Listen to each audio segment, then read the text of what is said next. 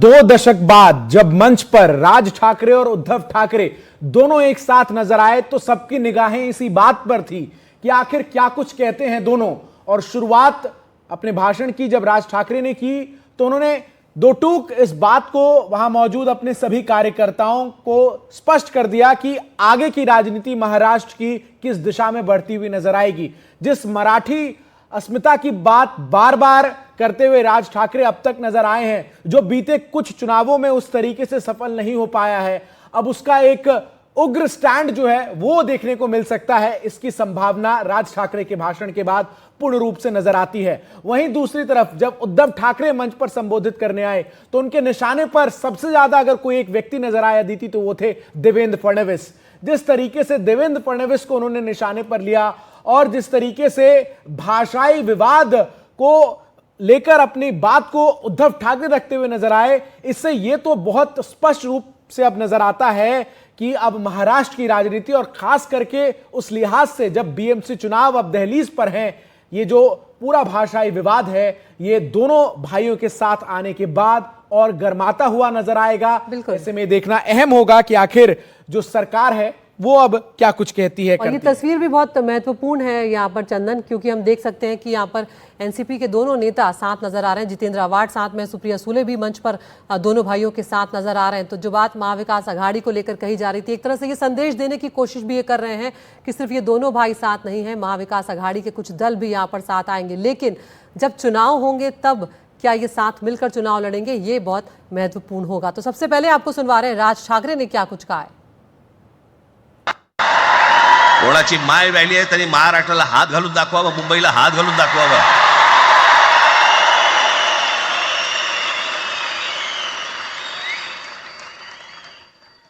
त्या मजाक वाटला काय?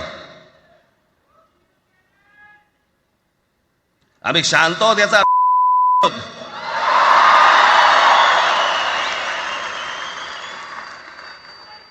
हे जातीपातीमध्ये विभागाला सुरुवात करतील। आता हे सुरू केलं, काल कोणाच्या ते व्यापाराच्या कालफडीत मारली मीरा भाईंदरला। त्याच्या काही इथे लिहिलं होतं काय गुजराती?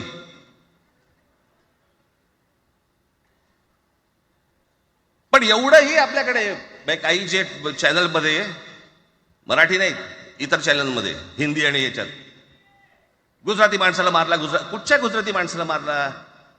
बाचाबाची मध्ये समोरचा गुजराती निघाला, इकडचा मराठी निघाला, त्याच्यामध्ये काय गुजरात्यानं मारलं का? केवढे व्यापारी आहेत, अजून तर काहीच केलेलं नाही।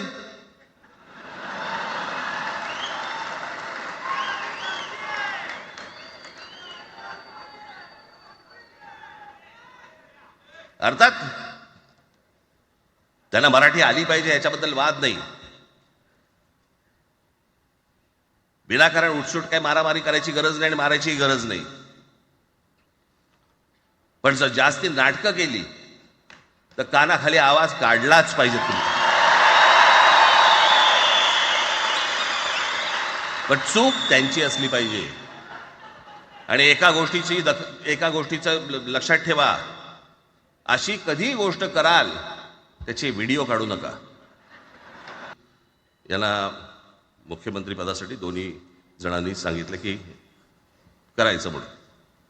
असं माझ्याकडे बघितलं तरी त्यांना जाऊन सांग, महाराष्ट्राचा मुख्यमंत्री मराठीच होईल, दुसरा कोणी होणार नाही।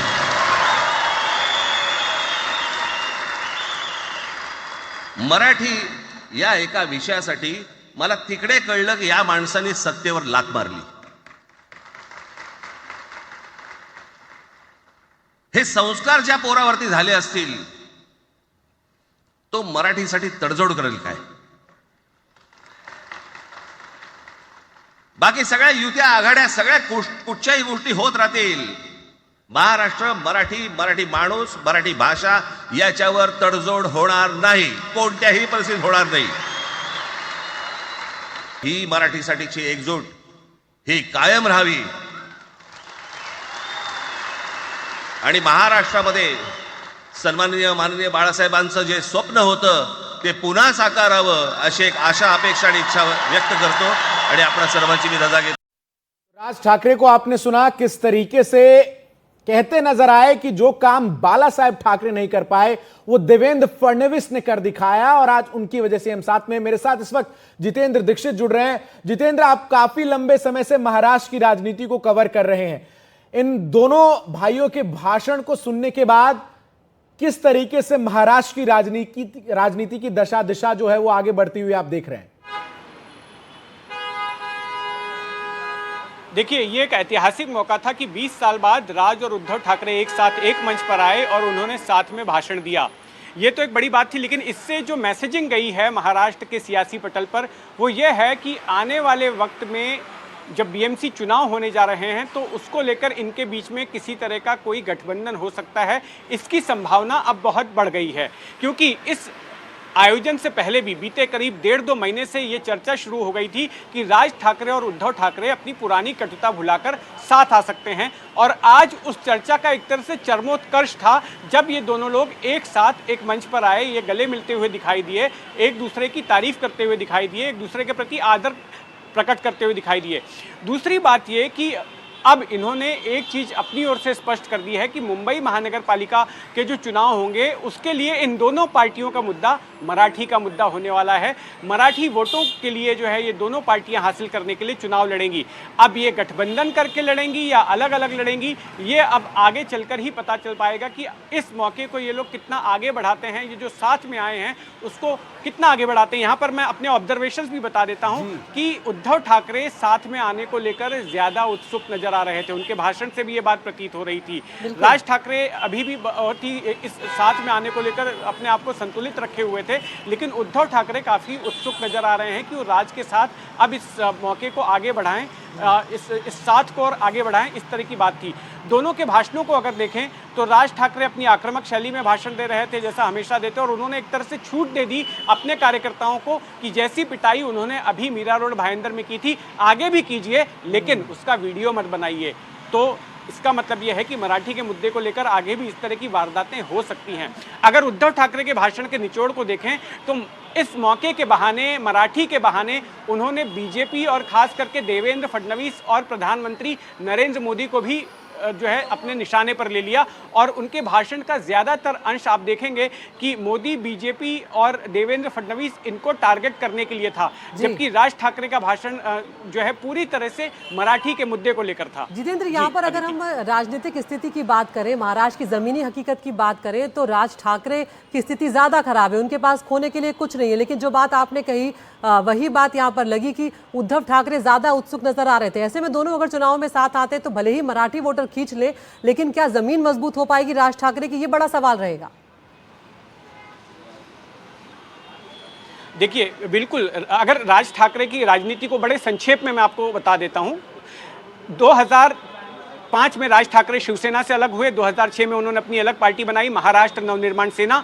2009 में उन्होंने पहली बार विधानसभा का चुनाव लड़ा मराठी के मुद्दे पर, और जिसमें उन्हें 13 सीटें हासिल हुई। 13 सीटें कोई बड़ा आंकड़ा नहीं था, लेकिन उनके उम्मीदवारों ने शिवसेना के उम्मीदवारों को कई सीटों पर हराने का काम किया। शिवसेना की हालत बड़ी खराब हो गई थी, और तब ये कहा जा रहा था कि जो शिवसेना है वो अपने अस्तित्व की लड़ाई लड़ रही है और आगे चलकर एमएनएस असली शिवसेना हो जाएगी, लेकिन ऐसा हुआ नहीं। तमाम राजनीतिक पंडितों के आकलन जो है गलत साबित हुए। 2014 का जब चुनाव हुआ तो 13 से घटकर राज ठाकरे की पार्टी सीधे 1 सीट पर आ गई। 2019 सिर्फ 1 ही सीट मिली। 2024 में जो चुनाव हुआ उसमें तो शून्य पार्टी हो गई। तो राज ठाकरे की पार्टी फिलहाल शून्य विधायक, शून्य पार्षद, शून्य सांसद वाली पार्टी है।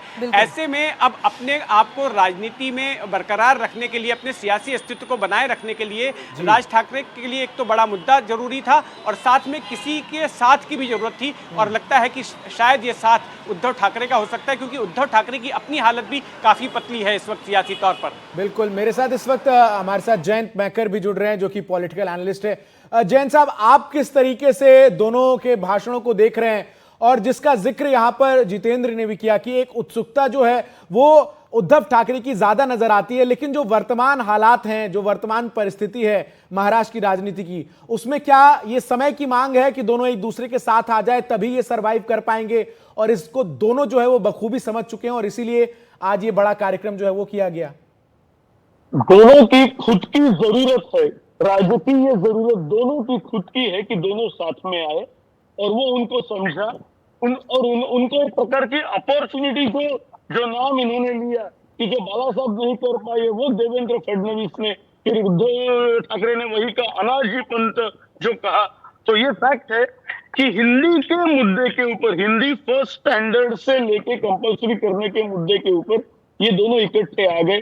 लेकिन ये भी है कि 1997 से 2022 तक जो कॉरपोरेशन, जो बीएमसी कॉरपोरेशन जिसका बजट है 75,000 करोड़ एक साल का, वो शिवसेना के हाथ में थी। गए 3 साल से ये बीजेपी अपना एडमिनिस्ट्रेटर बैठा गई है।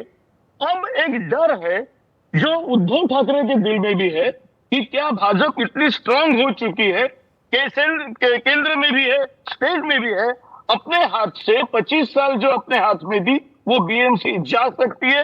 ये डर उद्धव ठाकरे के भी दिल में है। और राज ठाकरे, जो कि अभी बताया गया ये फैक्ट है कि अभी ना उनके पास पार्षद है, ना उनके पास एमएलए है और ना सांसद है।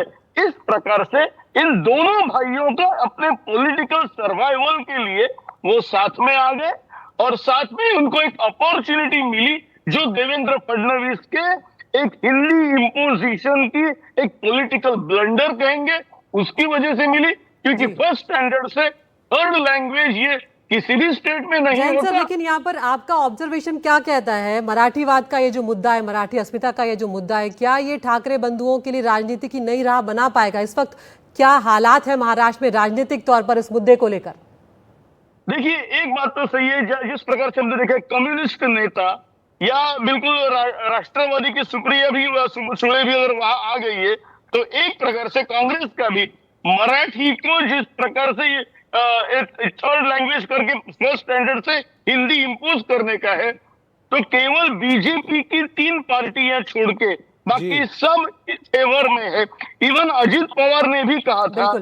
जैन साहब, लौटेंगे आपके पास। यहाँ पर वक्त की थोड़ी सी कमी, हमारे पास, माफी चाह रहे हैं, आपको बीच में रोक रहे हैं, लेकिन फिलहाल एक छोटे से ब्रेक के लिए हम यहाँ पर रुक रहे हैं। लेकिन खबरों का सिलसिला एनडीटीवी पर लगातार जारी है।